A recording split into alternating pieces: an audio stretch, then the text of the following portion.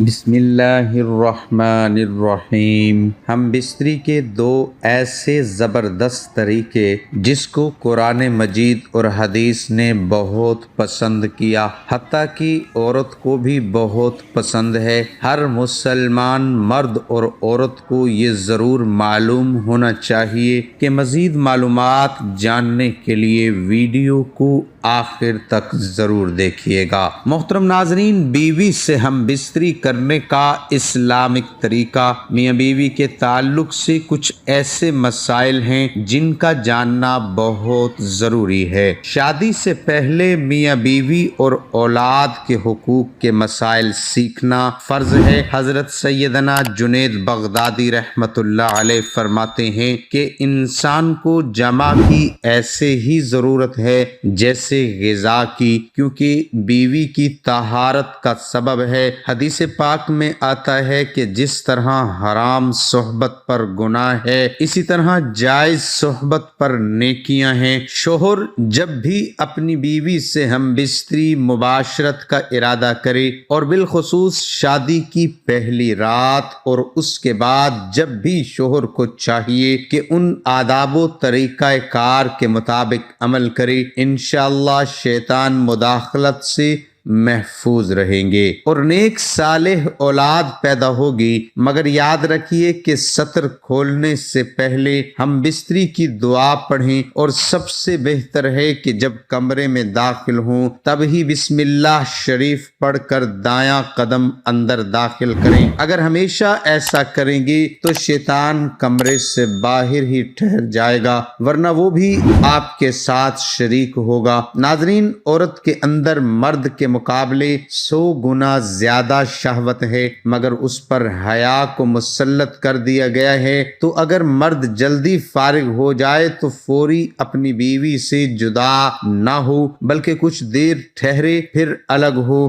جمع کے وقت کسی کا تصور کرنا بھی زنا ہے اور سخت گناہ ہے۔ جمع کے لیے کوئی وقت مقرر نہیں، ہاں بس اتنا خیال رہے کہ نماز فوت نہ ہونے پائے، کیونکہ بیوی سے نماز، روزہ، اعتکاف، حیض و نفاذ اور نماز کے ایسے وقت میں صحبت کرنا کہ نماز کا وقت نکل جائے حرام ہے۔ مرد اور عورت کو ایک دوسرے کی ستر شرم گاہ دیکھنا، چھونا جائز ہے، مگر یہی حکم ہے کہ مقامی مخصوص شرم گاہ کی طرف نہ دیکھا جائے کہ یہ اسے ناسان یعنی بھول پن، حافظہ کمزوری ہونے کا مرض ہوتا ہے اور نگاہ بھی کمزور ہو جاتی ہے۔ ہم بستری سے فراغت کے بعد مرد اور عورت کو الگ الگ کپڑوں سے اپنا سطر صاف کرنا چاہیے، کیونکہ دونوں کا ایک ہی کپڑا استعمال کرنا نفرت اور جدائی کا سبب ہے۔ ہم بستری سے احتلام انزال یعنی منی خارج ہونے کے بعد دوسری مرتبہ صحبت کرنا چاہتا ہے، تب بھی سطر شرم گاہیں لازمی دھو لیں کچھ وقفہ دے کر، اور بہتر یہ ہے کہ وضو کر لیں، ورنہ ہونے والے بچے کو بیماری کا خطرہ ہے۔ جمع مباشرت ہم بستری کے کچھ دیر بعد، مثلاً کم از کم آدھا گھنٹہ بعد غسل کر لیں، اس میں صحت اور تندرستی بھی ہے، اور مرتے وقت حضرت جبرائیل علیہ السلام کی زیارت بھی ہوگی۔ جمع کے فوری بعد پانی پینا صحت کے لیے مفید نہیں، لہٰذا کچھ وقفے کے بعد پانی پی سکتے ہیں۔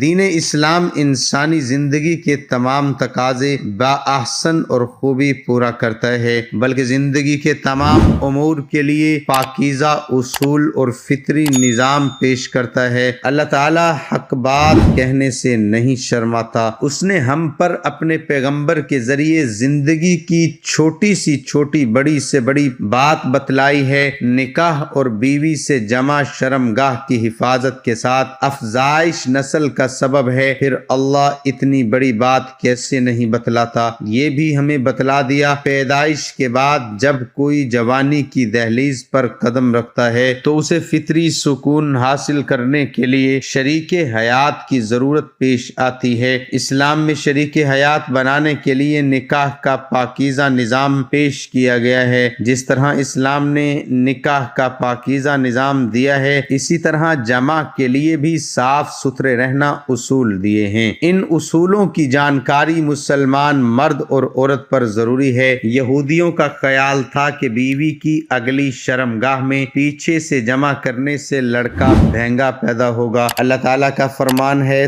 ترجمہ: تمہاری بیویاں تمہاری کھیتیاں ہیں، لہٰذا تم اپنی کھیتیوں میں جدھر سے چاہو آؤ۔ اس آیت کا مطلب یہ ہے کہ بیوی کی اگلی شرمگاہ میں جس طرح سے چاہیں جمع کر سکتے ہیں۔ شوہر کے لیے بیوی کی اگلی شرمگاہ ہی حلال ہے اور پچھلی شرمگاہ میں وطنی کرنا حرام ہے۔ اس بات کو اللہ تعالیٰ نے اس آیت سے پہلے بیان کیا ہے۔ اللہ کا فرمان ہے، ترجمہ: آپ سے حیض کے بارے میں سوال کرتے ہیں، کہہ دیجئے کہ وہ گندگی ہے، حالت حیض میں عورتوں سے الگ رہو اور جب تک وہ پاک نہ ہو جائے ان کے قریب نہ جاؤ۔ ہاں، جب وہ پاک ہو جائے تو ان کے پاس جاؤ جہاں سے اللہ نے تمہیں اجازت دی ہے۔ اللہ توبہ کرنے والوں کو اور پاک رہنے والوں کو حیض کی حالت میں بیوی سے جمع نہ کرو، اور جب حیض سے پاک ہو کر غسل کر لے تو اس کے ساتھ اس جگہ سے جمع کرو جس جگہ جمع کرنے کی اجازت دی ہے۔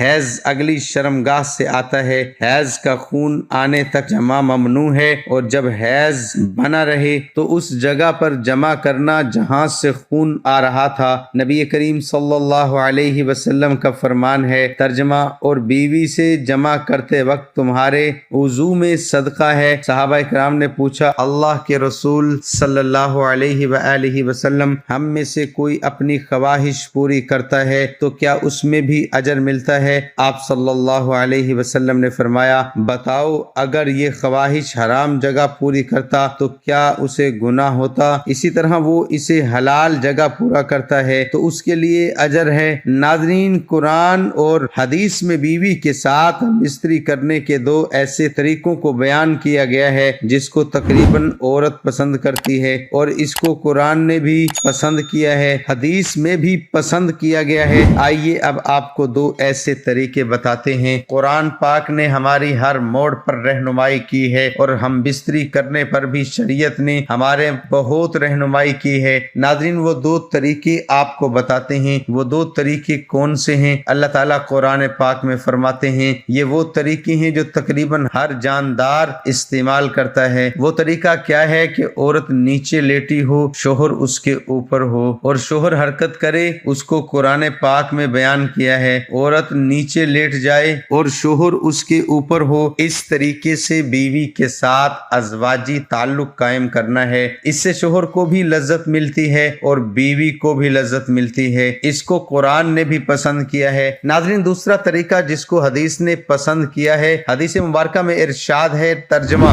بیوی جب نیچے لیٹ جائے تو اس کی دونوں ٹانگوں کو اپنے کندھوں پر رکھ لیا جائے، یعنی اس کے سرین کے درمیان بیٹھ کر حرکت دیں۔ تو اس کو حدیث نے بیان کیا ہے، طریقہ تھا کہ اوپر لیٹ جانا ہے۔ اب دوسرا طریقہ ہے، حدیث میں وہ بھی یہی ہے، لیکن اس میں فرق یہ ہے کہ دونوں ٹانگوں کو اٹھا لیا جائے اور حرکت کی بجائے یہ طریقہ ایسا ہے کہ جن عورتوں کو حمل نہیں ٹھہرتا تو وہ بہت جلد اس طریقے سے حمل ٹھہر جاتا ہے۔ تو ناظرین، یہ وہ دو طریقے ہیں جسے قرآن اور حدیث میں بہت پسند کیا گیا ہے۔ اللہ تعالیٰ سے دعا ہے کہ اللہ تعالیٰ ہمیں دین کی سمجھ نصیب فرمائے اور ہمیں نیکوکاروں میں شامل کرے، اور اللہ پاک ہمیں شریعت کے مطابق زندگی گزارنے کی توفیق عطا فرمائے، اور ہم سب کو 5 وقت نماز با جماعت ادا کرنے کی توفیق عطا فرمائے۔